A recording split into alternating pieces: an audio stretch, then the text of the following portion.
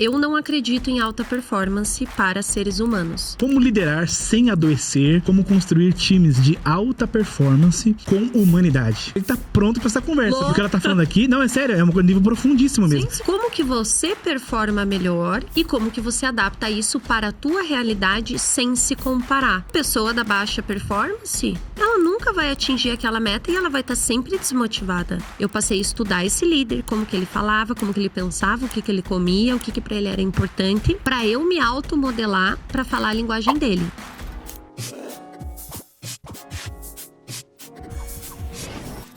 Sejam todos bem-vindos a mais um episódio aqui do Ninja Talks. Hoje eu estou com uma convidada incrível. Já estamos aqui conversando nos bastidores. Vocês vão aprender muita coisa hoje.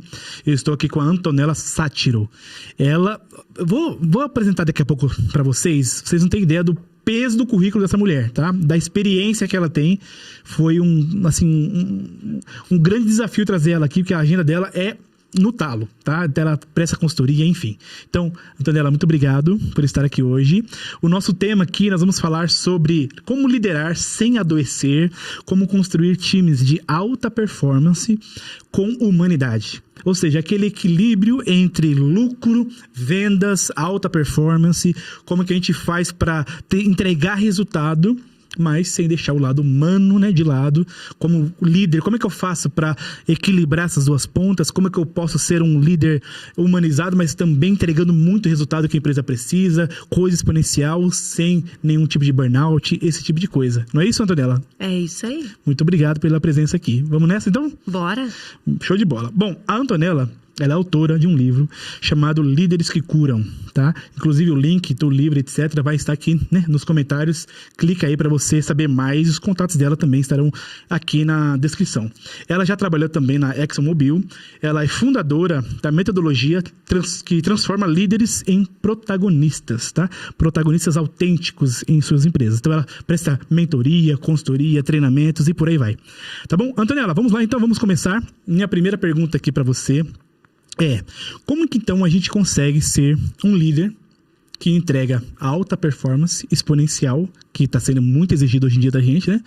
E ao mesmo tempo ser esse líder humano, ter essa visão humanista, né? De ajudar, de inspirar. Como equilibrar esses dois desafios? Bom, vamos lá. Se a gente está falando de humanização, a gente tem que pensar também no significado daquilo que a gente fala e faz. Então, eu não acredito em alta performance para seres humanos. Por quê? Eu acredito em melhor performance. Começa por aí. Por quê? Você não acorda todos os dias com exatamente a mesma energia e consegue reproduzir isso dia após dia exatamente igual. Somos humanos. Como seres humanos, somos imperfeitos na nossa própria perfeição. Então, o que acontece muitas vezes? Vão ter dias que eu vou estar doente, meu corpo não é uma máquina. Sim. Então, quando a gente fala de alta performance, eu não gosto dessa terminologia, porque a própria alta performance gera gatilho nas pessoas para achar que todo dia você vai acordar às 5 horas da manhã, você vai para academia, você vai fazer meditação, você vai fazer tal coisa, você vai entregar e resultado. Interessante. Né? Então, o que eu vejo trabalhando com muitos líderes, já mentorando milhares de pessoas, a gente consegue encontrar, sim, uma melhor performance e que é diferente para cada pessoa. Tem pessoas que são mais matutinas, tem pessoas que trabalham melhor à tarde, tem pessoas que trabalham melhor à noite. Então, não existe uma fórmula mágica e uma fórmula de sucesso. Cada pessoa vai ter que encontrar e construir a sua, porque eu digo que assim, não é encontrei, tropecei na minha melhor performance. Não, é um processo, é um experimento de erro e acerto. Vou te dar um exemplo. Eu gosto de fazer exercício pela manhã. Adoro fazer exercício antes de começar a trabalhar. Porém, no frio, essa é uma verdade que é colocada à prova. O que eu entendi agora no inverno, principalmente aqui em Curitiba, que é frio pra caramba, né, gente? Então, eu prefiro fazer exercício na hora do almoço. Então, é você entender como é o seu funcionamento como que você performa melhor e como que você adapta isso para a tua realidade sem se comparar. Se eu falo alta performance, eu tô o tempo todo me comparando com outras pessoas que acordam às 5 horas da manhã, que vão fazer seu exercício, que nananã, que estão entregando. E isso gera o quê? Gatilhos. Exatamente. Não, é interessante esse conceito da melhor performance, que, de fato, tem semanas que a gente não tá bem. Isso. Tem semanas que a gente tá maravilhosamente bem. É isso. Tem no mesmo dia, né? Hoje mesmo a gente tá falando com a equipe, inclusive. Hoje foi um daqueles dias de que a gente anoiteceu ontem. Cara, amanhã vai ser incrível, que é hoje. Aí já recebemos uma notícia, trabalha com a parte de vendas, né? Aí recebemos uma notícia que deu aquele down. Aí amanhã foi meio assim, depois do almoço teve a notícia outra, então às vezes também a alta performance durante o dia também ela oscila, né? Isso. Interessante. Então, e essa questão da alta performance e versus, entre aspas, né, a melhor performance, porque a gente acaba lutando com a gente mesmo, né? Nosso principal inimigo, né, somos nós mesmos. Perfeito. Mas é preciso também ter um referencial, né? Para eu conseguir. Então você comentou sobre não ficar olhando tanto para fora, mas ao mesmo tempo, como é que a pessoa consegue equilibrar olhando para fora, porque tem uma pessoa melhor do que eu, sempre vai ter alguém melhor do que eu, para eu conseguir crescer. E ao mesmo tempo, olhar para ele mesmo. Então, como é que é isso? O que você fala mais sobre essa parte? Maravilhoso. Porque você... Aí a gente entende que a vida, ela é feita da ambiguidade. Porque sabe qual que é um dos erros que eu ensino sobre a liderança humanizada? O que é? Você ter referências. Tem muitas pessoas, às vezes, que na mentoria eu pergunto, e CEOs, tá? Diretores, CEOs, que eu pergunto, cara, quais são as tuas referências de líder? Pode ser um autor, pode ser um escritor, pode ser um líder que você já teve, alguém da sua família, que você olha, pô, que massa esses comportamentos que essa pessoa tem, e ela me inspira. A grande maioria das pessoas não sabe o que me responder. Fica aquele silêncio, tipo, tu, né? Então, esse é um dos erros que eu trago muito como líder humanizado. Porque falta baliza, falta você ter um ponto de referência. Como que eu sei que existem pessoas melhores ou piores do que eu? Ou talvez a gente nem precise entrar nesse mérito. Mas eu preciso ter uma referência. Só que aí qual que é a grande diferença? Existe uma grande diferença entre eu olhar, me inspirar e me automodelar nesses comportamentos e eu olhar para essas pessoas, me comparar e ir para a inveja. Então, esse é o equilíbrio que a gente tem que construir. Olhar como referência, inspiração. Mas não olhar como referência como inveja. Porque se você vai para inveja, você entra no diabinho. Você sempre vai se questionar, puta, eu quero ser igual a essa pessoa. Eu quero ser essa pessoa.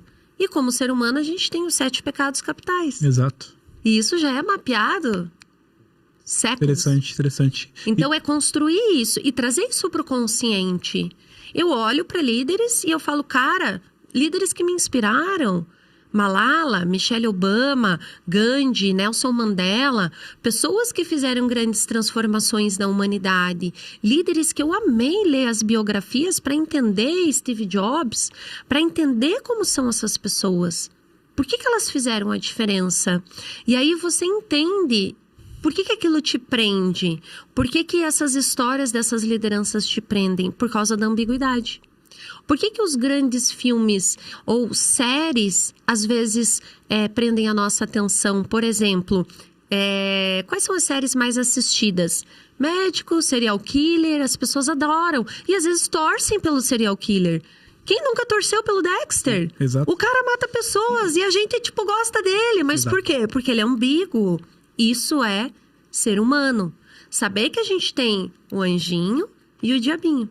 Interessante. E aí, então, essa ambiguidade dentro dessa pergunta que eu te fiz inicial de como eu consegui entregar altíssima ou melhor, né? Melhor performance e ao mesmo tempo ser um líder inspiracional. qual que é o ponto ali que você percebe bem?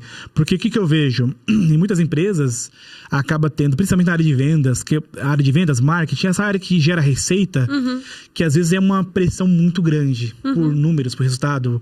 A área financeira, por exemplo, também, enfim, onde é número e pronto. Então, você tem um indicador X para entregar, não entregou esse indicador, tá ruim. Se entregou, ok. Se passou, alta performance, nesse caso. E isso acaba que na pressão em escala, diariamente, dependendo do mês, dependendo de um monte de coisa, os colaboradores ficam estressados, eles ficam sob pressão e acabam entrando em burnouts, enfim, etc. E o líder que tem que segurar esse prato. Ele tem que, poxa, ao mesmo tempo recebe a pressão de cima, né? Porque a diretoria tá pressionando. Entrega. Senão você vai perder seu emprego, líder. E ao mesmo tempo os caras de baixo, né? Na hierarquia ali, ele tem que estar nesse meio. Como é que ele faz? Que dicas você dá? Bom, vamos lá. Como que a gente cobra uma mesma meta, um mesmo objetivo de pessoas que têm níveis de performance diferentes? Tá. Isso é algo que eu me questiono muito dentro das empresas. Você sempre vai ter dentro do teu time pessoas com baixa performance, média performance e a melhor performance. Você tem essas 3 etapas. E num time, você não pode ter só pessoas de melhor performance, porque senão elas se matam. Sim. Você vai ter que ter um balanço entre essas pessoas e pessoas com diferentes perfis, mesmo dentro de uma equipe de vendas, para que essas pessoas complementem as habilidades uma das outras.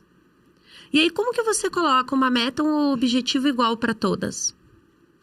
A pessoa da baixa performance, ela nunca vai atingir aquela meta e ela vai estar sempre desmotivada. Então, one size doesn't fit all. Entendi. Entende o paradigma? E é por isso que daí as pessoas adoecem. Porque elas estão correndo atrás do rabo na roda de hamster da Matrix.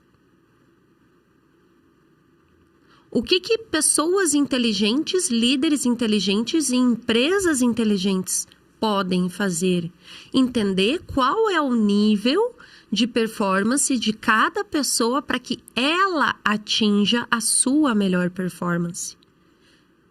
Isso é feito através de metodologia. Na nossa metodologia, dos líderes que curam, no meu livro eu ensino a fazer isso. Interessante. Como que você mensura o melhor ponto de cada um, o sweet spot? O teu é diferente do meu. Em diferentes momentos da carreira vai ser também.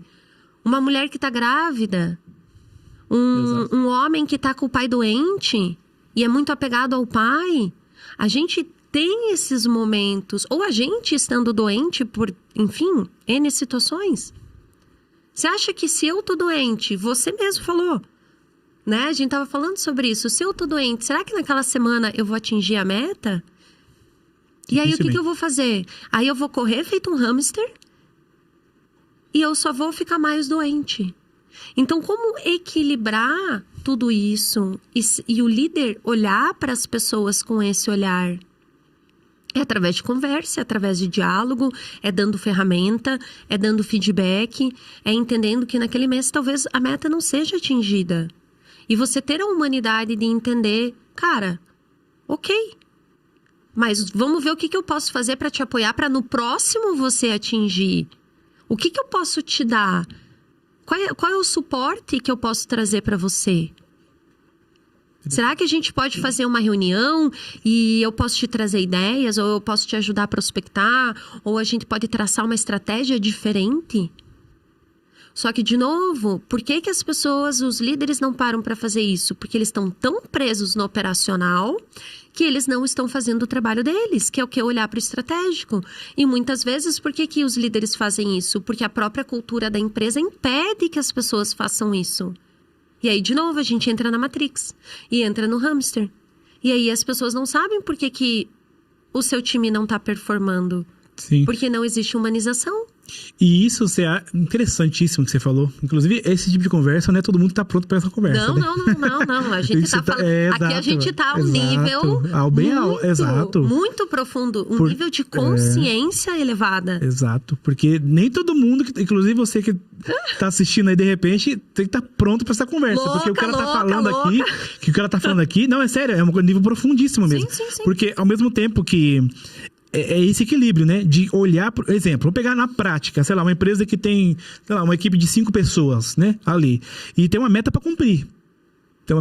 Ponto. A empresa tem uma meta, porque senão quebra e assim, aquela coisa toda. E cada um tem igual você comentou, né? Todos eles têm a mesma meta. Uhum.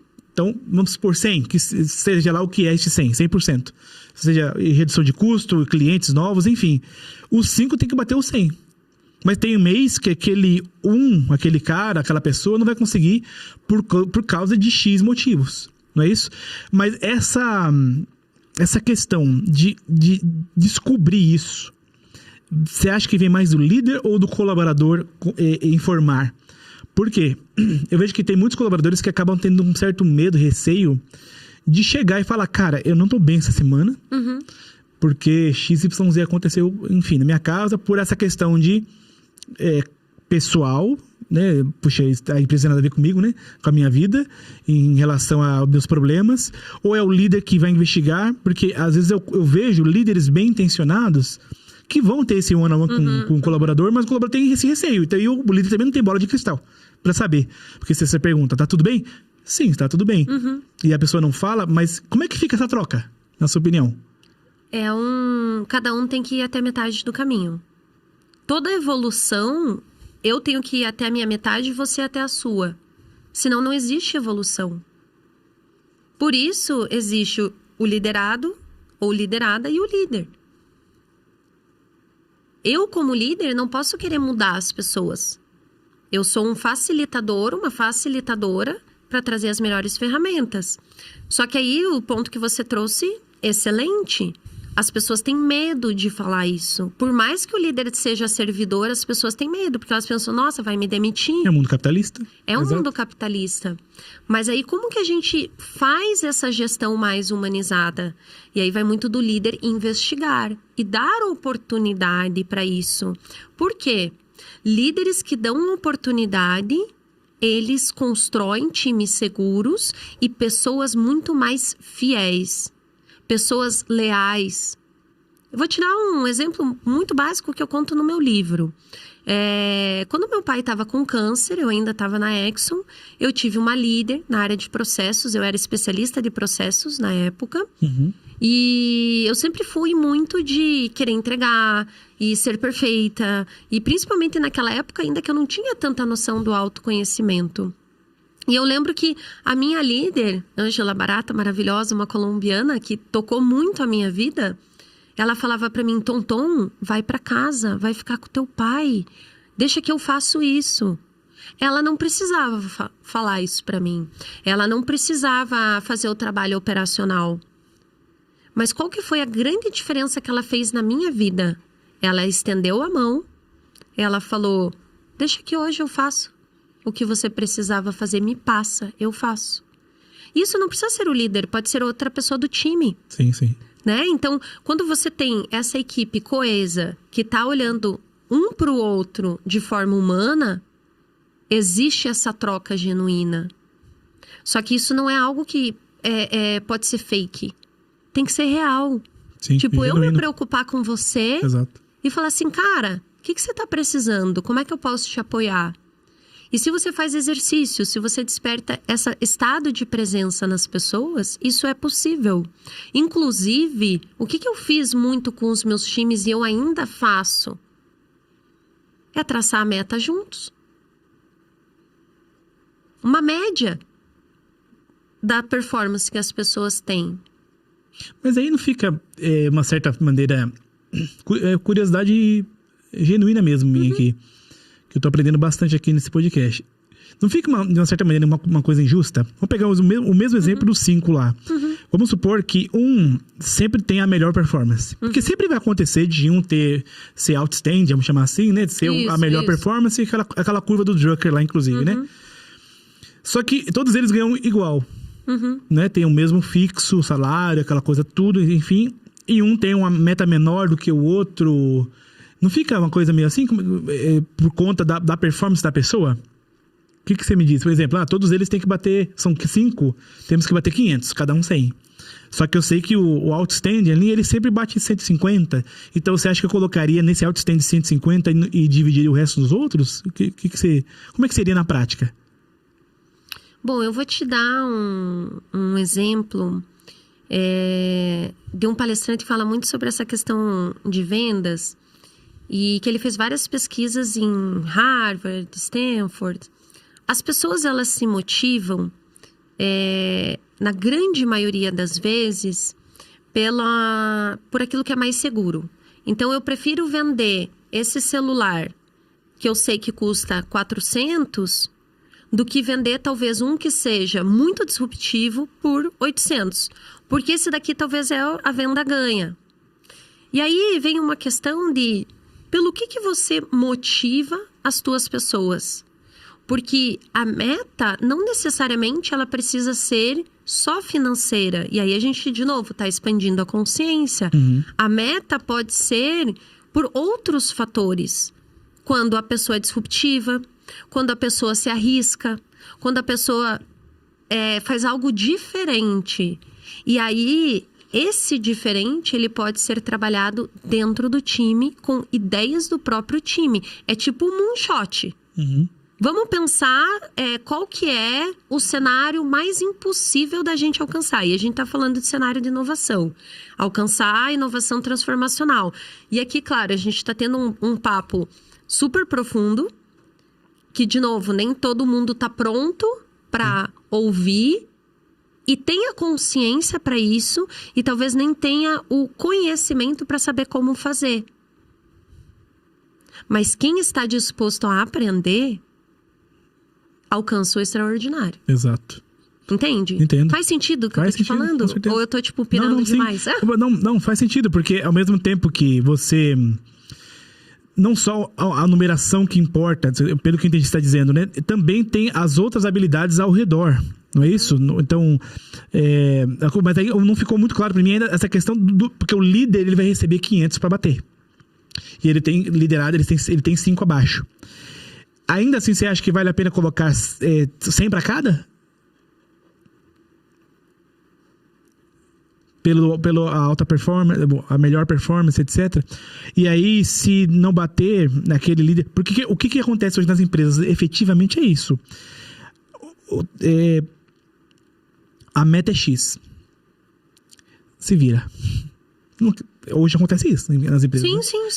Se você vai essa.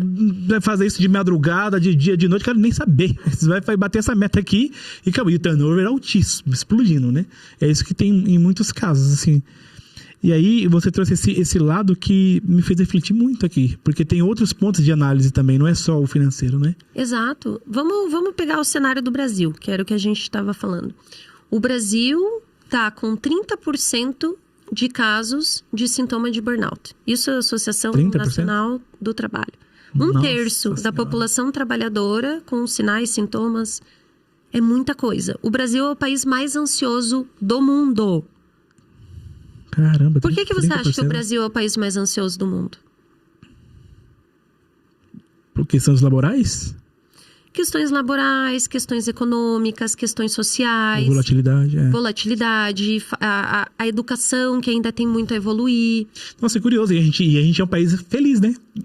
Ao olhar, o mundo olha pra gente como aquele país do sorriso, do futebol. Apesar que hoje em dia futebol já tá quase nada, né? Mas aí é um paradigma, né? Que o quê? Pro brasileiro, a felicidade é a política do pão e circo. Se eu tenho o carnaval, se eu tenho a cerveja, o churrasco, eu tô feliz. Mas se você olha, por exemplo, para o país mais feliz do mundo, que é a Finlândia, o que para eles é felicidade? É o bem-estar social, é ter educação de qualidade, é ter saúde de qualidade, é ter oportunidades profissionais. E a educação custeada pelo governo. É claro que a gente não pode comparar laranja com maçã, porque, de novo, Brasil, um país de muitos milhões de habitantes. Finlândia ou outros parecidos é o tamanho de um estado do Brasil. Exato. Né? Então, não tem como fazer essa comparação. Mas qual que é o ponto central que a gente está falando aqui?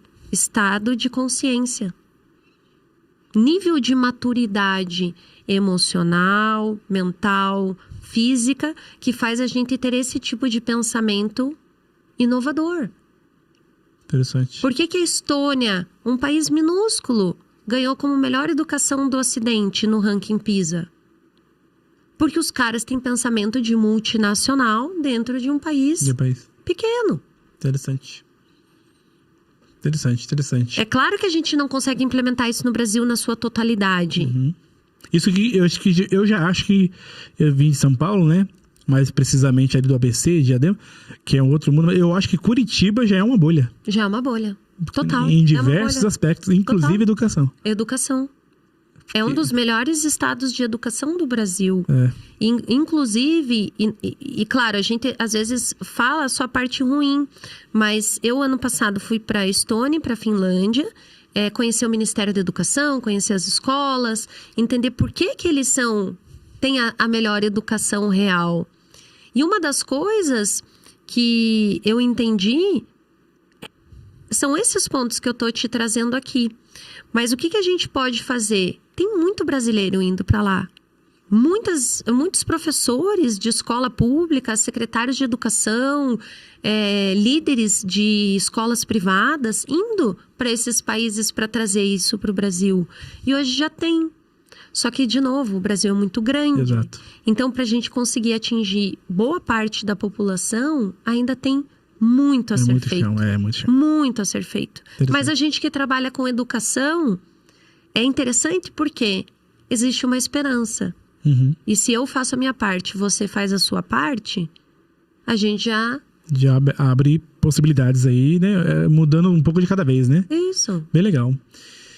Me fala um pouquinho, que no seu livro comenta bastante sobre isso também, sobre esse processo de líder que cura.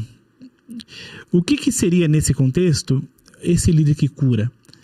Fala um pouquinho mais, porque tem muitos líderes que não curam, vamos chamar, pelo contrário, né? Adoecem, machucam, ferem, não é isso? Isso. O que é esse líder que cura agora, aqui nesse ano de 2025, 2026? Quem é o líder que cura? Como é que ele age? Onde ele vive? O que ele faz? Come, o que ele come? Né? O que ele come? Qual esporte que ele pratica? Como é que é isso? Então, tem uma frase que eu sempre digo que eu gosto muito, que é o quê? Líderes feridos ferem. Líderes em processo de cura, curam. O que isso quer dizer? E aí, a gente não consegue olhar para o ser humano de uma maneira única. De novo, temos o diabinho, temos o anjinho, ninguém é perfeito. Eu posso ser uma líder humanizada, que busca isso, mas eu não sou perfeita. E eu não vendo isso. Porque eu vou errar. Eu vou fazer caca às vezes. Mas qual é a grande diferença? Eu desenvolvo a minha consciência para quando isso acontecer, eu pedir desculpas, eu me retratar e eu falar, putz, errei. Ser vulnerável, né? O que eu vou fazer melhor da próxima vez? Então, não existem líderes curados. Existem líderes em processo de cura. Porque enquanto a gente está aqui na vida, vivendo e cumprindo a nossa missão aqui na Terra, a gente sempre vai estar em movimento e vai estar sempre aprendendo. Então, o que é o líder em processo de cura? É o líder que está buscando se desenvolver. É o líder que está fazendo curso, que está fazendo mentoria, que aprende, entende como delegar, como fazer melhor a sua função, como cobrar sem adoecer, como ter técnicas, ferramentas e estratégias que façam o time não só entregar o resultado, que, óbvio, é básico, a gente vive num mundo capitalista, mas como fazer isso de uma forma mais leve? É o líder que tem conversas difíceis, aquelas que ninguém quer ter. Porque as pessoas acham, é líder humanizado, vamos abraçar a árvore. É o líder, tipo assim, paz e amor. O bonzinho, né? O bonzinho. O que eu aprendi na minha carreira sendo boazinha? E aí, um dos maiores erros que eu cometi como líder de primeira viagem, e não romantizo, tá? A liderança humanizada. O que eu aprendi? Quando eu fui boazinha, eu fui picada pela cobra depois. Sim. Por quê? Porque você só tá adiando a frustração. Porque o bonzinho, o que ele quer? O que tá por trás do ser bonzinho? Agradar. Ah, eu quero ser amada, eu quero ser benquista, eu quero que as pessoas gostem de mim. Essa era uma crença que eu tinha. Que eu tive que desconstruir depois que a gente às vezes pensa, não, a pessoa vai se curar sozinha, vai vir uma luz, né? E ela vai ver a luz e ela vai mudar as ações dela. Não, não é. Então o líder acaba evitando a frustração, deixa de ter uma conversa muito difícil às vezes, mas ele só está postergando aquilo que ele precisava fazer, que é o trabalho dele. Então, o líder que cura, respondendo sua pergunta, é o líder que não é que ele não tenha medo, ele tem muitos medos, mas ele olha para isso com coragem. Pô, deixa eu ver quais são os 9 dos medos que eu tenho, se não todos, em quais momentos da minha carreira eu tenho e como que eu posso ser uma pessoa melhor, não só para mim, mas para minha equipe. E aí o líder que cura, ele está impactando no profissional dele e ele está impactando na vida pessoal dele. Porque uma pessoa que está em evolução, ela se auto-melhora e ela impacta positivamente todas as pessoas ao redor. Sim. Então eu brinco, né, que às vezes as pessoas chegam pra mim na mentoria, não, Tutu, eu quero fazer uma transição de carreira. Mas o que ela leva? Ela pinta o cabelo, ela emagrece, ela, tipo assim, faz várias coisas. Porque não existe líder bom se mental, espiritual, físico não estão alinhados. Sim, concordo. Legal. Você tem que ter essas 3 instâncias alinhadas. Senão você não se autolidera e não lidera ninguém na sua vida. Muito bom, muito bom. Nossa, me abriu várias perguntas aqui dentro desse que você comentou. Uma delas, inclusive, vou deixar o gancho aí, tá? Esses 9 tipos de medo que você comentou. Quero que daqui a pouco eu vou falar um pouco sobre isso. E essa questão de você... Porque quando eu falo da liderança humanizada, as pessoas acabam levando justamente o que você comentou, de ser o bonzinho. Isso. De... Esse mundo assim, que você fala, cara, vamos lá, resultado X... mas tem que implementar uma liderança humanizada, as pessoas já encaram como se fosse não, deixa o dinheiro pra lá, vamos trabalhar aqui de boa, fazer negócios, como se, um negócio meio solto, assim, sabe? Parece que não tá trabalhando, sabe? Como é que foi esse processo que você comentou aqui, que na sua primeira viagem de liderança, né? Você entendeu, como é que foi essa virada pra você, essa transformação? Porque, de repente... Tem vários líderes aqui que estão ouvindo a gente, que às vezes é líder de primeira viagem. Uhum. E quando você é um líder de primeira viagem, muitas vezes você quer, cara, eu quero ser aceito, né? Isso. É a primeira vez. E ainda mais líderes que cresceram na própria empresa. Isso. Estão ali, eram colegas, conseguir ser promovido, mudou, né? Uhum. E aí a pessoa não quer ser mal amada, vamos chamar assim. Só que ela vira boazinha demais, né? Como é que foi essa transição pra você? Conta um pouquinho dessa experiência. Sim, eu conto essa história no livro. Eu tive uma liderança completamente diferente de mim. Acima de mim, né? Eu sou influente e dominante no disco. Hora, né? Hora outro. Uhum. Eu sou muito do fazer. E eu entro muito no task, no resultado também. Porém, eu faço isso de forma influente. E eu tive, nessa minha marinheira de primeira viagem, o meu líder completamente diferente de mim. Conforme e dominante.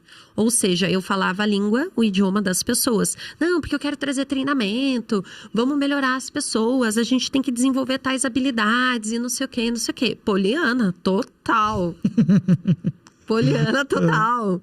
E aí, ele olhava pra mim e ele falava, Tom. Porque tirar as pessoas da operação custa...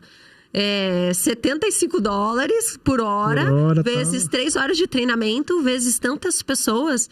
E no começo eu achava aquilo, nossa, que absurdo. Ele olha para as pessoas como números. Interessante. Só que o que eu entendi? Não é absurdo. São perspectivas diferentes que precisam coexistir. Exato. O que acontece quando nós, como líderes, e principalmente líderes de primeira viagem, não temos esse autoconhecimento dos diferentes perfis que cada pessoa pode ter? Tanto dos nossos líderes acima, quanto dos nossos líderes, dos nossos liderados. A gente tem vários pontos cegos. Então, na minha cabeça, naquela época, para onde que eu ia? Pro emocional. Ah, ele não gosta de mim. Ah, eu sou burra. Ah, eu não sei vender minha ideia. Que é o que a grande maioria das lideranças tem. E que é o que eu trato nas mentorias hoje. Interessante. Independente de idade, tá, gente? Independente de idade, independente de experiência, todos têm esses medos. E todos têm esses pontos cegos. Aí, o que eu entendi fazendo curso, fazendo mentoria, me aprofundando, lendo, estudando, que são apenas perspectivas diferentes. E, de novo, olha o que a gente falou. Eu vou até metade do caminho, a outra pessoa vem até a outra metade. O que eu passei a fazer? Eu passei a estudar esse líder, como que ele falava, como que ele pensava, o que ele comia, o que para ele era importante. E se adaptou. Para eu me automodelar para falar a linguagem dele.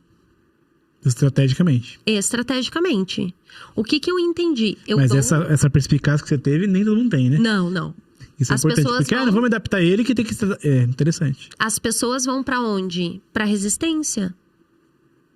Aí vira aquele motim, aquela coisa toda. Tal. E daí cada um fica no seu canto, e daí esse líder vai ficar paralisado na carreira, nunca vai ser promovido porque não consegue mostrar resultado.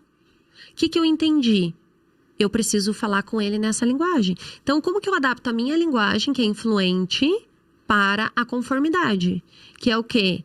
Tá, beleza. Então, vamos fazer um diagnóstico antes, um diagnóstico depois. Vamos traçar métricas em conjunto que para você é importante.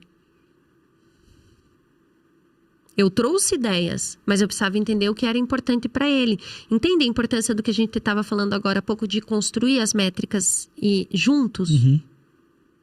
Porque se eu só construo o que é importante para mim, eu tô deixando a outra pessoa de fora do processo. Entendi.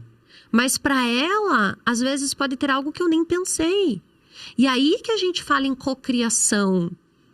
Isso é colaboração verdadeira e colaboração genuína. Sim. Porque se eu faço as metas olhando só o que é importante para mim, eu tô olhando só para uma pequena parte do processo. Exato. Entende?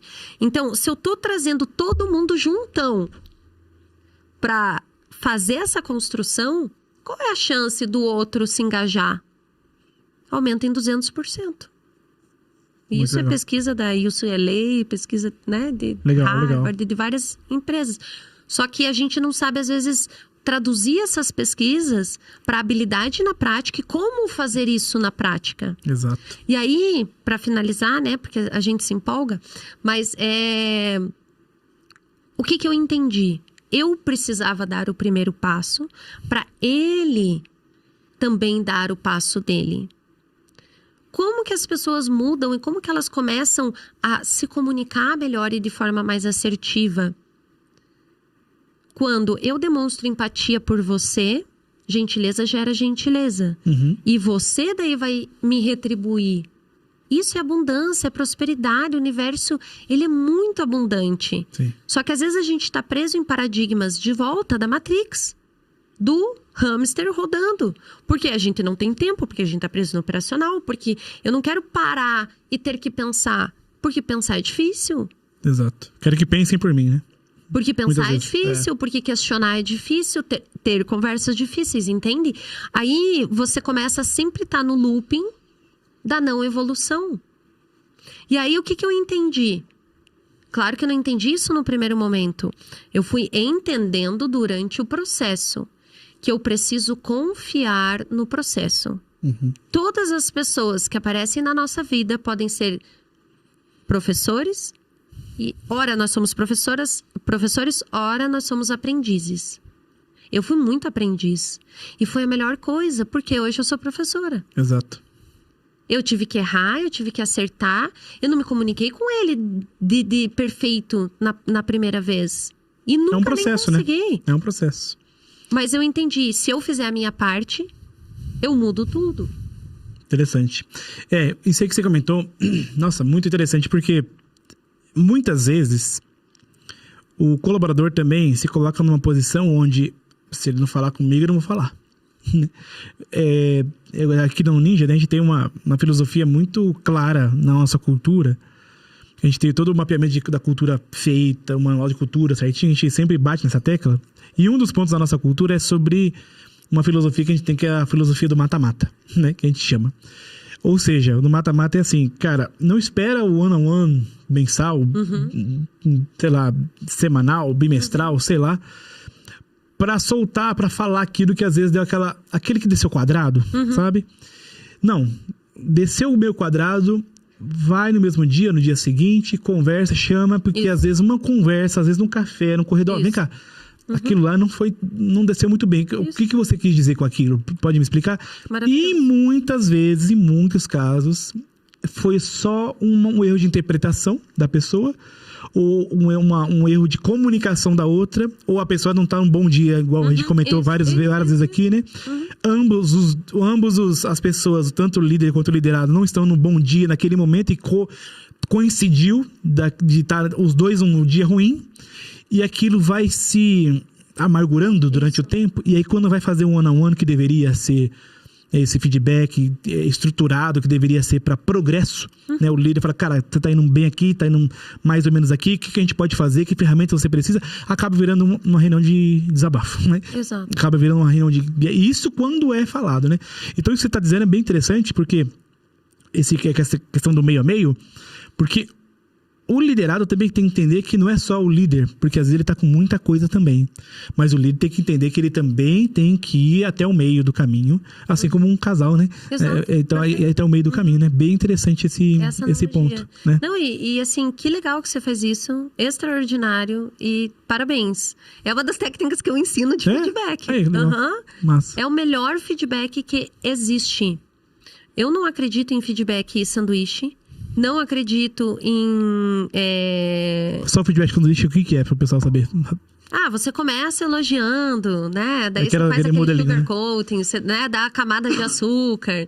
Aí depois você fala o que a pessoa precisa melhorar. Até porque esse tipo de feedback, se eu começar elogiando demais... eu e você, vamos lá. Um one-on-one aqui, feedback. Então, senta aqui, Antonella. Então, você tá indo muito bem, tá no seu trabalho. A pessoa já fica assim, já vai vir coisa. Ela nem escuta, né? Esse feedback interessante. Isso. Esses modelinhos muito prontos também. Isso, não gosto de modelo pronto. Por isso que... E assim, e por mais que às vezes você dê o feedback, tem pessoas que elas não estão prontas para receber feedback. Eu, por exemplo, no começo da minha carreira, eu não estava pronta. Eu era super reativa. Até eu desenvolver o meu autoconhecimento, entender que o feedback é um presente. Às vezes ele vem embrulhado num papel de pão, às vezes ele vem... Parece um cacto. Às vezes ele vem numa caixinha bonitinha, às vezes ele vem numa caixinha da Tiffany, né? Sim. Num letreiro luminoso. Aquele azul bonito da Tiffany. Exato. Nem todo líder sabe dar feedback. Então, como que a gente diminui as barreiras? Fazendo pergunta. 95% das vezes, se você pergunta, assim, cara, o que rolou naquela reunião? Imagina. O que rolou naquela reunião? Me conta, né, como que foi o teu... Eu entendi errado. Você falou tal coisa. Porque aí você desarma. Você entende que você aproxima a comunicação? Você criou uma ponte. Você tá indo até metade do caminho. Você deu o primeiro passo. A outra pessoa, 95% das vezes, ela dá o outro passo. Isso é lindo. E eu sempre digo isso, falo muito no meu livro. Perguntas empoderam. Respostas emburrecem. Boa. Perguntas sempre vão empoderar. De volta ao que a gente estava falando. Quais métricas deveríamos ter na empresa? O que está faltando que a gente ainda não tem? O que nós não fizemos ainda que, se fizermos, vai fazer toda a diferença? Entende que você expande a consciência? Você não fecha a consciência, você expande. Se você tem resposta muito pronta, não, porque tem que ser assim, porque o certo é esse, porque taralá. Não, tem que testar. Eu já vi também muitos líderes assim que a gente atende em várias empresas que em muitos casos são líderes que tomam conta de um pessoal que é bem operacional. E muitas vezes pessoas que não tiveram tanta oportunidade de estudo. Não tem um nível de instrução tão alto. E aí fala, cara, isso aí tudo é que o pessoal fala é aplicável para Faria Lima, né? São Paulo e grandes empresas. Pessoas que têm faculdade, pós, etc. Vai vir aqui no meu chão de fábrica para aplicar isso aí, não dá certo. O que você acha disso?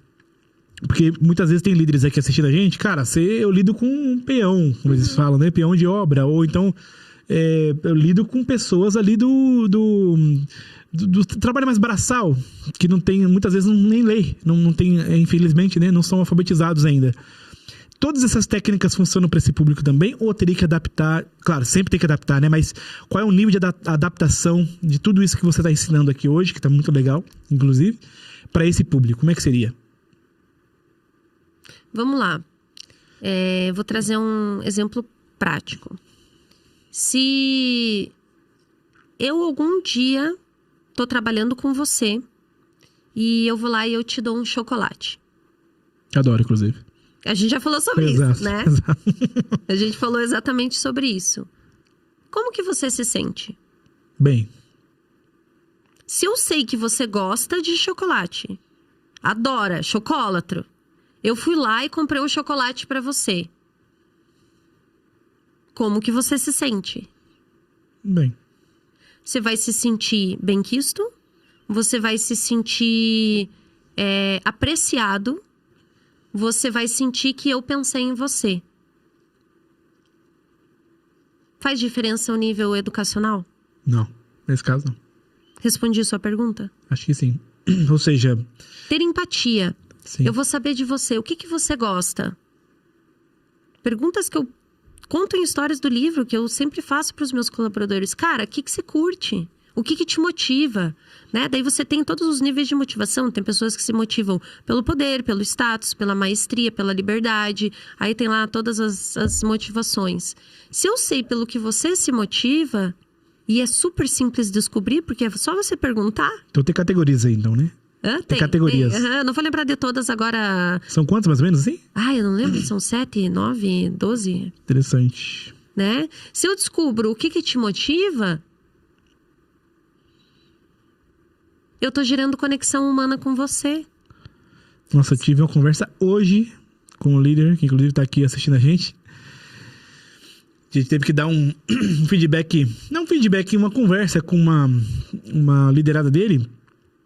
E eu participei desse feedback ali. Não é nem um feedback, foi uma conversa ali mesmo. De uma pessoa muito boa que tem que conversar. Cara, tá saindo um pouco, volta. E aí a dica que eu dei pra ele hoje, inclusive, exatamente sobre isso. Que tipo assim, cara, você tem que falar a linguagem da pessoa. Isso. Essa pessoa, inclusive, gosta muito de aprender. Gosta muito de entender o que tá por trás. O porquê. É o porquê, exato, o porquê. Todo mundo quer entender o porquê. Independente se a pessoa tá no alto escalão ou se a pessoa tá no chão de fábrica. São seres humanos, são pessoas. Exato. Que têm as mesmas necessidades básicas de vida. Qualquer pessoa que for ouvida, se sentir apreciada, ela vai trabalhar melhor. Claro, a não ser que ela seja uma psicopata, né? Aí talvez não faça tanta diferença, né? Caso, exatamente. Mas assim, qualquer pessoa que tendo essas necessidades sanadas, independente do nível, interessante, ela vai entender. Cara, eu posso performar o meu melhor. Se não fosse assim, a gente não teria, por exemplo, pessoas que crescem dentro de uma empresa. E você tem. Eu, por exemplo, comecei minha carreira como assistente de call center, na posição mais baixa da Exxon. Mas eu sempre dei o meu melhor. Melhor performance. Isso. Legal. Eu resolvia problemas. Então, assim, a gente saber o porquê a gente faz o que a gente faz é muito importante. Legal. E se o líder dedica tempo para as pessoas, para explicar o porquê que elas fazem, porquê que aquilo é importante para o trabalho, para a equipe, exato, e para a empresa, cara, isso é muito básico. Impacto. E as pessoas não falam. Tudo muda. E aí você vai ter times de melhor performance em todos os lugares. Uma coisa é eu chegar para você e falar assim, cara, Você precisa desenvolver a conformidade. Você precisa ser mais processual. Você precisa olhar mais os detalhes. Eu só tô mandando você fazer uma coisa e desenvolver uma parada. Agora, se eu chego pra você e eu te pergunto, por que é importante olhar para os detalhes? Qual é a diferença que faz quando você olha para os detalhes? Qual é o resultado que você tem quando você desenvolve esta habilidade? Você pode trazer casos, comparar, por exemplo, estamos falando, sei lá, de atendimento ao cliente. Uhum. Vamos pegar um caso que a pessoa seguiu o processo, o script, ou sei lá, o rolê que estava estabelecido. E vamos pegar um caso que ela não seguiu esse script. Vamos comparar. Mostra para a pessoa. O que você vê de diferença nesse caso e nesse caso? Por que um é melhor que o outro? Fazer a pessoa pensar. Sim. E ela consegue muitas vezes, que a gente aplica muito isso aí também, e ela consegue trazer a resposta que você quer. Com certeza. As ela pessoas sabe. sempre trazem. Só que a gente infantiliza os adultos. Exato. A gente infantiliza as pessoas achando que elas não têm poder de pensar por elas mesmas. Por quê? Porque a gente aprendeu liderança do jeito errado. E a gente reproduz todos esses conceitos. Só que a gente não tá mais em 1997, a gente tá em 2025. A sociedade evoluiu como um todo. Exato. Hoje a gente tem muito mais ferramenta para estudar comportamento humano. E a gente precisa evoluir. Massa. Uma coisa que eu anotei aqui, que me chamou a atenção. Os 9 tipos de medo que você comentou. Quais são esses medos? Qual é o contexto desses medos? Ai, meu Deus, para lembrar dos 9 agora fala um pouquinho. vai ser difícil. Agora... ou que você... Vou ter que falar os principais, de repente. Vamos falar os principais. Me fala antes ainda, qual é o contexto desse medo de quê, no caso? Me dá Fiquei curioso pra saber isso. Todo mundo tem medo. Né? A gente tava falando aqui antes de chegar, né? Uhum. Sábado, eu fui fazer aula de skate. Né? E eu comecei a suar frio, porque o professor, o que ele falou pra mim? Tom, eu vou te ensinar a cair. Por quê? Por que as pessoas têm medo de andar de skate? Medo de cair, muitas vezes, né? Medo machucar, de cair, né? se quebrar, se machucar. Então, o que eu vou te ensinar? Eu vou te ensinar a cair? É igual no judô, jiu-jitsu também. Isso. Aprender a cair que não é que se cair, é quando cair, porque você vai cair. Isso, se exato. você cair e ter menos dano, né? Perfeito. Você ter menos dano. Qual é o medo de cair? Frustração. Você se frustrar é o medo de você não ser perfeito. É o medo de você querer fazer tudo certo. Só que não existe. No processo você sempre vai errar. Sempre. Em algum momento você vai errar. Faz parte. A gente como empreendedor sabe disso. Exato. A questão é o quão disposto eu estou a errar e me levantar. Então, se eu já aprendo a cair logo de início, e eu nomeio isso, e eu sei qual é o medo que eu tenho, inconscientemente eu estarei mais preparada. E conscientemente, se eu tiver a técnica. Que é isso que eu ensino. Uhum. Na metodologia dos líderes que curam. Nossa. Né? Porque aí eu te preparo. Eu te preparo muito mais. Então, o medo de não ser aceito, o medo de não saber tomar boas decisões, o medo de não saber se posicionar, o medo de ser perfeito, que daí tá muito ligado com a síndrome do impostor ou da impostora, o operacional versus o estratégico, o medo de não olhar para o estratégico porque acha que se sair do operacional ferrou, né? A operação vai cair, vai acabar tudo, o mundo vai acabar. Então, o medo da rejeição. Então, foram esses medos que eu fui mapeando nas minhas mentorias com líderes e CEOs do Brasil e de fora do Brasil. Então, todos nós temos esses 9 medos. Uns mais, outros menos, mas em alguma instância a gente já passou por todos eles. E aí, descobrindo esse medo mais pujante, a gente tem mais efetividade em resolver problemas, né? Isso. Porque não é só com o líder, é o liderado também, né? Se eu sei que o medo dele tá mais para essa linha, e ao mesmo tempo saber qual é o reforçador, que é o motivador que você comentou, né? A gente consegue ter mais efetividade também até no relacionamento com aquele líder liderado, né? Exato. E aí, me diz, se você sabe do que as pessoas gostam, se você sabe pelo que elas se motivam, se você dedica tempo para as tuas pessoas e para ser o melhor líder que você nasceu para ser, você acha que os teus colaboradores, os teus liderados também não vão fazer o mesmo? Sim. Muito legal. Muito, muito interessante. O que você diria? Porque acontece bastante também de empresários. Eu tenho empresa desde 2014, são 11 anos, né? Nessa vida. Altos e baixos, aquela coisa toda. E acontece de tempos em tempos, da gente, como empreendedor, acho que você deve ter passado por isso também, de termos ali os colaboradores e precisar mudar a cultura naquele ano. Vide, por exemplo, época de Covid, em época de baixa, época de alta, enfim, mudar ou adaptar, mesmo que seja de uma maneira mais paliativa, a cultura da empresa. Então, a gente até fala lá, né, que a gente tem, são 4 grupos, salvo engano, tá, de cultura. Tem a cultura mais grupo, mais família, né? Ali tem aquela cultura mais resultado, tem aquela cultura que, ou seja, resultado é resultado em primeiro lugar, vamos embora. Tem aquele grupo que é a cultura mais inovadora, aqui a gente inova, independente de qualquer coisa, tecnologia, enfim. E tem aquela que é mais processual, né? Então é isso mesmo, é a de grupo, de foco em resultado, de inovação em primeiro lugar e a parte de processo em primeiro lugar. Então o que acontece?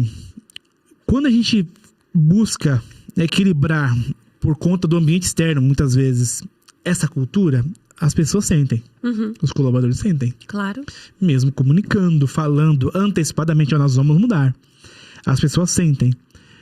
Para a empresa que está passando por essa situação inicialmente, ou várias vezes, qual a dica que você dá para esses líderes conseguirem também ao mesmo tempo ser humanizados e ao mesmo tempo, cara, precisamos mudar a cultura aqui.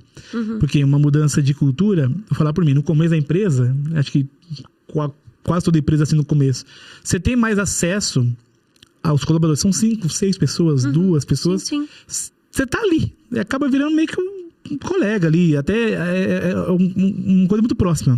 Hoje em dia já tem gente na empresa que eu nem sei quem é, que entra no Slack lá, que vê a notificação de uma pessoa nova, eu nem sei quem é. Então você não tem essa proximidade. Mas quando você sai de, por exemplo, que já aconteceu com a gente, de sair de uma cultura um pouquinho mais familiar, vamos chamar assim, para questão mais de resultado, as pessoas sentem. E tem gente que não vai se adaptar e vai sair, e vai precisar de gente nova. Como é que você vê essa mudança de cultura, até onde a gente resgata aquele colaborador de maneira humanizada, claro, e ao mesmo tempo, cara, a partir daqui esse cara não vai se encaixar nessa nova cultura, vamos ter que tirar. Como é que você enxerga isso, essa mudança de cultura, assim? Diálogo. Vou te trazer um exemplo. Na pandemia, com o meu time, a gente precisou fazer algumas adaptações. Mas todo mundo sabe, pandemia, né? Petróleo, as pessoas não estavam mais andando tanto de carro, as vendas caíram. O que acontece? O que a grande maioria das empresas faz? A grande maioria das empresas pensa, vou cortar custos. Onde que as empresas geralmente vão? Nas pessoas. Sim. A Exxon sempre foi muito inteligente em relação a isso. Ela primeiro olha todos os processos que você pode otimizar ou projetos que você pode diminuir antes de fazer qualquer desligamento. Muito difícil a empresa demitir. Mas qual é o ponto aqui? Eu tinha que fazer uma comunicação para o meu time que pessoas iam ser realocadas. Ninguém desligado, realocadas para outras áreas. O que rolou? Eu pensei, como é que eu vou fazer isso da maneira mais humanizada possível? Reuni todo mundo da minha equipe. É claro que às vezes como líder tem coisas que a gente pode compartilhar e algumas coisas que talvez a gente não possa compartilhar. E o líder tem que saber filtrar isso. Sim. Porém, o que eu fiz? Coloquei todo mundo para conversar e falei a real. Gente, vou trazer dados para vocês da situação que teve em 1977, que aconteceu exatamente a mesma coisa que está acontecendo em 2020, 2021. E eu vou mostrar para vocês que ninguém foi desligado. Ou seja, eu trouxe dados e fatos. Contra dados e fatos não há argumentos. Né? Então, eu fiz um comparativo de outros momentos que a empresa já tinha passado por isso e que a cultura se estabeleceu a mesma. Eu trouxe confiança para as pessoas. Uhum. E aí, o que eu entendi? Eu preciso ouvir delas.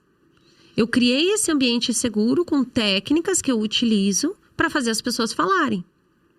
Tanto que um dos colaboradores trouxe uma questão super polêmica, que foi, eu trabalhei numa outra empresa que passou por uma situação parecida e desligaram, e eu fui para uma posição que eu não queria. Enfim, ele deu alguns exemplos ali. E aí, o que eu fiz? Promovi o diálogo. Vocês têm esse medo? Do que vocês têm medo? O que é a pior coisa que pode acontecer? É você trazer consciência.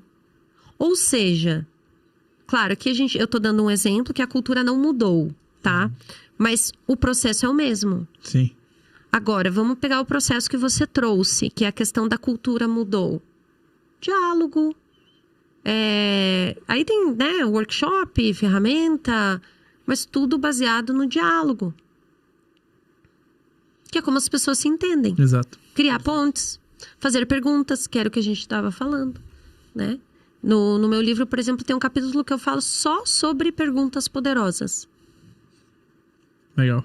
Que é o que aproxima as comunicações.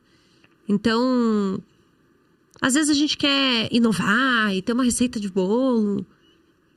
Não sei, talvez seja mais simples do que isso. Uma boa conversa. Uma boa conversa. Aberta. Que a gente às vezes não está acostumado a ter. Uhum. Né? Faz sentido? Claro, com certeza. Ali é o que você falou, né? No começo, enfim, durante aqui. E até o que a gente prega muito nos nossos treinamentos também de liderança, enfim.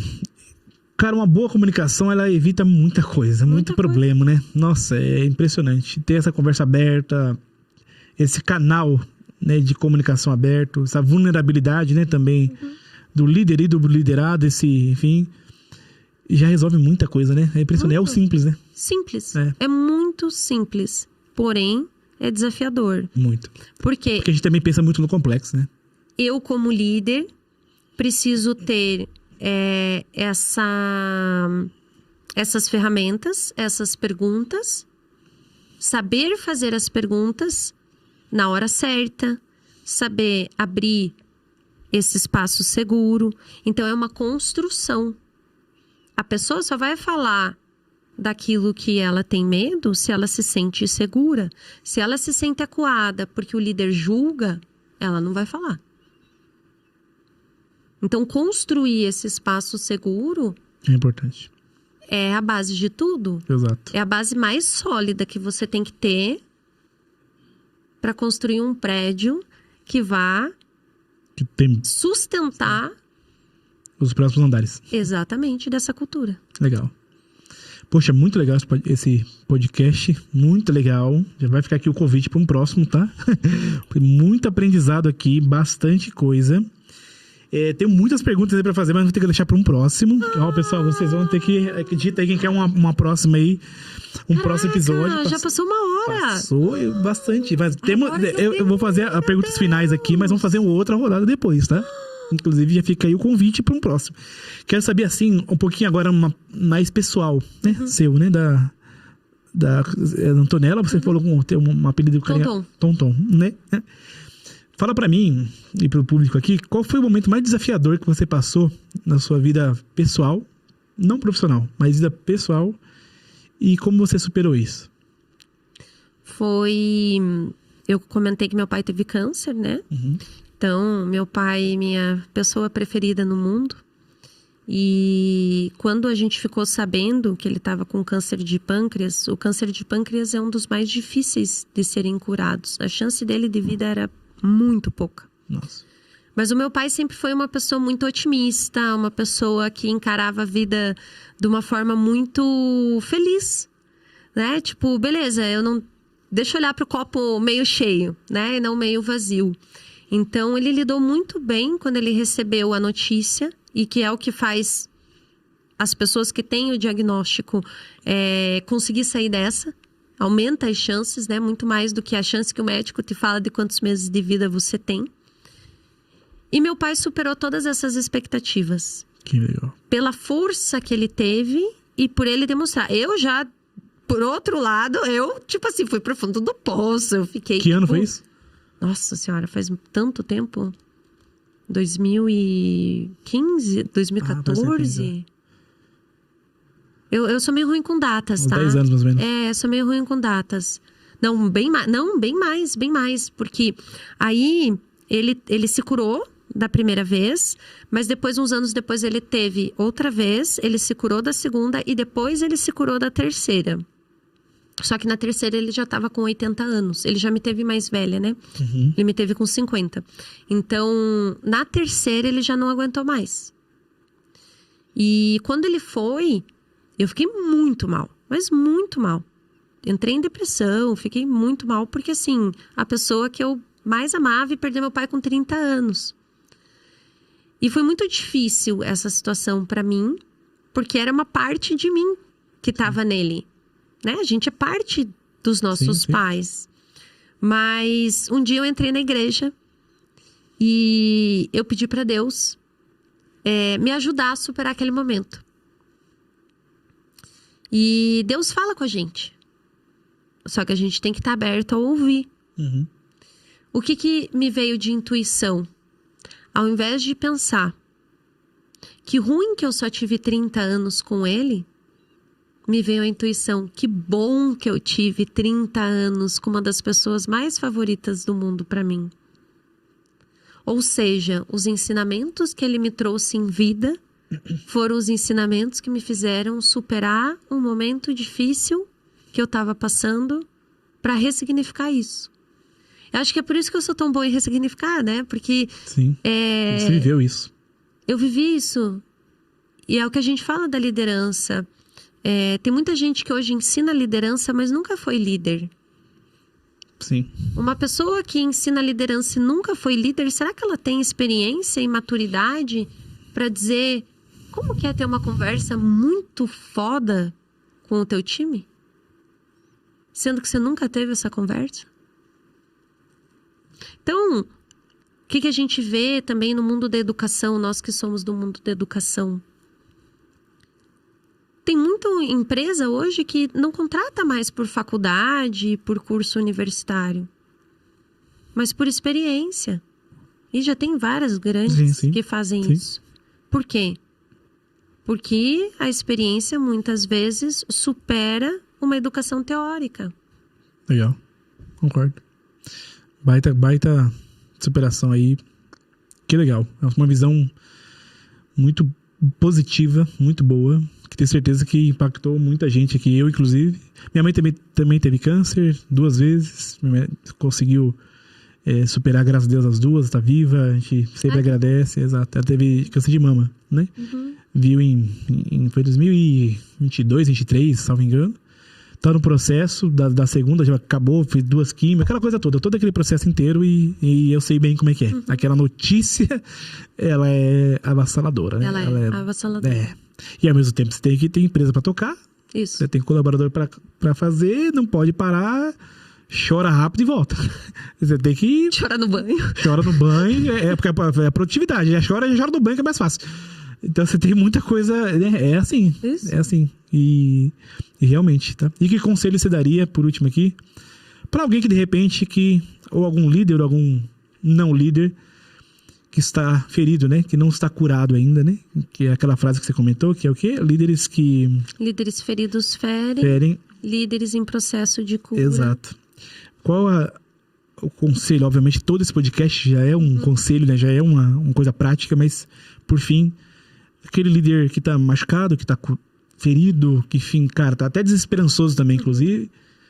Seja porque começou agora, ou aquele líder, cara, eu não aguento mais esse negócio. Já tem muito líder cansado, cara. Tem, muito. Entendeu? Que é o que a gente falou. É. Né? E não é cansado de só fisicamente, é cansado de, cara, não sei se é isso mesmo que eu quero. Mentalmente. E é líder de anos também, não é líder de agora. E tem gente que, enfim. O que você diria pra esse líder e também num outro conselho, porque o liderado que também tá machucado, de repente, por causa desse líder que também tá ferido, que ele não consegue dar o que não tem. Exato. Qual conselho você daria pra esses dois públicos? Onde existe vontade, existe um caminho. Às vezes a gente só não descobriu esse caminho ainda. Onde existe vontade, existe um caminho. Muito bom. E às vezes a gente só não descobriu o caminho. Quantas vezes Thomas Edison tentou criar a lâmpada? Foram 1000 e poucas tentativas, né? Exatamente. Então, às vezes a gente não tem o conhecimento que a gente precisa naquele momento, mas a gente tem que buscar. Então, desenvolver essa mentalidade de se tornar um buscador. Por que eu falo de cura? Porque eu também tive que me curar. Porque eu também tive que me trabalhar. Porque eu tive que entender coisas de mim que muitas vezes eu não gostei. Sim. E eu tive que olhar isso com coragem e dizer: ou eu continuo sendo uma pessoa que eu não gosto, ou eu tenho a opção de me transformar numa pessoa que honra a sua própria história e que se olha no espelho e diz: cara, eu tenho tesão de ser a pessoa que eu sou.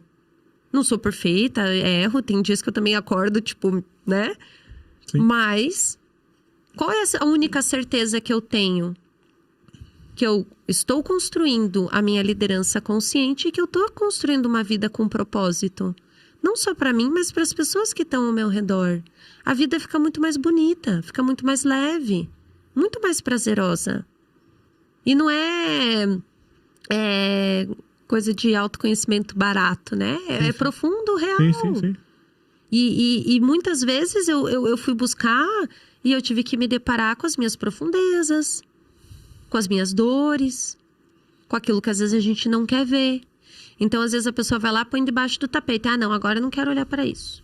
Ah, não, agora eu não vou olhar para minha saúde, porque, né, minha vida tá muito pesada. Mas é justamente quando eu resolvo olhar para minha saúde, é justamente quando eu resolvo olhar para aqueles pontos que eu às vezes procrastino, que tudo muda. Então, é buscar realmente em diferentes lugares. Legal. Eu só gostava, por exemplo, de ler livros de biografia de pessoas, porque eu gosto muito de coisa real, eu gosto muito de história real. Eu me documentários também. Documentários, eu me conecto com pessoas. Mas eu sempre gostei de estudar. E eu fiz vários cursos na área de escrita. Escrever é uma das minhas paixões. E eu falava para as minhas professoras de escrita criativa, oficina do romance, não sei o que, não sei o que. Eu falava, puta, ainda não achei um livro de romance que eu goste. Eu lembro até hoje que a minha professora, a Julie, falou para mim: você tem que ler vários, até você entender o que te motiva, o que te prende a atenção. Quantos livros você acha que eu tive que ler até encontrar um que eu gostava? Vários. Como que você sabe que você não gosta de peixe ou não gosta de lasanha? Experimentando, testando. Então, se eu puder deixar alguma coisa aqui, é isso. Experimente de diversas formas, com diferentes pessoas, converse, seja curioso. Desperte a tua curiosidade genuína. Legal. Porque isso nos ajuda a ressignificar o cansaço. O que é o cansaço? É quando a gente está cansado de ver a vida pelo mesmo prisma. Só que aí, se você vai fazer aula de skate, aula de canto, aula de não sei o quê. Por exemplo, para mim são coisas que eu gosto. Fazer exercício, estar na natureza. Isso faz a minha vida ter mais sentido e mais propósito. Senão eu fico só no mental. E eu sou mental pra caramba. Exato. E é um saco ser mental pra caramba. Porque você não desliga. Que legal. Então, nossa, muito bom. É isso. Muito bom, muito bom. Nossa, excelente episódio. Muito obrigado, Antonella, Tom. Ai, né? eu que agradeço. Obrigado por tudo. Nossa, foi muito legal. Costumo dizer que os episódios que a gente grava aqui, eu sempre reassisto porque eu tô aqui na cadeira de aprendiz, né? Eu acabo perguntando ali e aprendendo muito aqui. Muito obrigado. Muita coisa que deu para me inspirar aqui em você, na sua história, enfim. Fica o convite aqui para voltar, para fazermos uma outra rodada, se você quiser, tá bom? Gente, os contatos dela, né, da Antonella, estão aqui embaixo, estão na descrição. Conecte com ela. A forma mais fácil de conectar com você é onde? No Instagram, LinkedIn? Instagram. Tá, vamos deixar aqui embaixo, tá? Os contatos dela. E se quiser deixar um último recado aqui pro pessoal, fica à vontade, a câmera tá ali, ou quiser falar aqui pra mim também, fica à vontade, o tempo é seu, fizer o seu jabá também, como é que as pessoas te procuram, já falou, LinkedIn, etc, mas que tipo de curso, treinamento você dá também para as pessoas que querem ter mais gostinho da Antonella ali, fora aqui do podcast. Ai, que bom, obrigada. Bom, meu livro, né? Meu livro é meu grande bebê. Eu falo muito sobre isso e conto muito a história do processo do meu livro no meu TED, que eu falo dessa questão de não desistir nunca, porque é isso que faz a gente encontrar sentido e construir o sentido da nossa própria vida. Então, o livro, recomendo para todas as pessoas que querem se desenvolver, que gostaram desse nosso papo profundo, vão entender um pouco mais sobre a minha pessoa, sobre as minhas técnicas, a metodologia que eu trabalho. E temos a comunidade dos líderes que curam, então é uma comunidade de líderes de todo o Brasil que participam junto conosco e a gente troca muito e cria e constrói essa cocriação, né? E isso é algo que me motiva muito e que me alimenta a minha alma, porque a construção sozinha, ela é muito solitária. O líder, quanto mais alto, né, ele sobe, mais solitário ele se torna, porque ele não tem às vezes com quem trocar. Então a comunidade foi uma forma que eu encontrei de construir esse processo para as lideranças não se sentirem solitárias e poderem ter pessoas num espaço seguro para trocar ideias, para trocar estratégias, e nesse nível que a gente falou aqui, né? Que não é um nível comum, é realmente um nível de quem quer sair... Quer se aprofundar. Da liderança mediana para uma liderança extraordinária. Que legal. Então, muito legal. Então, quem quiser é só acessar lá no Insta, sim, no meu os links, Linktree, tá tudo os lá. Os links estão tudo aí embaixo aí, pessoal. Quem quiser, acessa lá e pode ir. Bom, já viram aqui a qualidade aqui da Antonella. Muito obrigado. E, pessoal, muito obrigado também a vocês que assistiram até agora. Pega o link, compartilha nos grupos, deixa o like aqui. Está assistindo no YouTube, está assistindo no Spotify, enfim, nas redes. Comenta aqui embaixo também, deixa seu comentário, o que você achou disso aqui. E eu tenho certeza que se você compartilhar esse podcast com outras pessoas, com líderes que podem, com certeza, vai agregar mais ainda, né? Na sua rede de contatos, no seu network. Não é só sobre você sugar das pessoas, mas você contribuir para isso. E aqui está uma ótima oportunidade de você pegar esse link, enviar para os seus grupos de WhatsApp, para os seus líderes, para o seu próprio líder, para os seus colegas de faculdade, MBA, enfim. Manda para esse pessoal que eu tenho certeza que vai agregar bastante. Antonella, mais uma vez, muito obrigado. Eu que agradeço. Até a próxima e nos vemos num próximo episódio. Pessoal, um abraço. Valeu!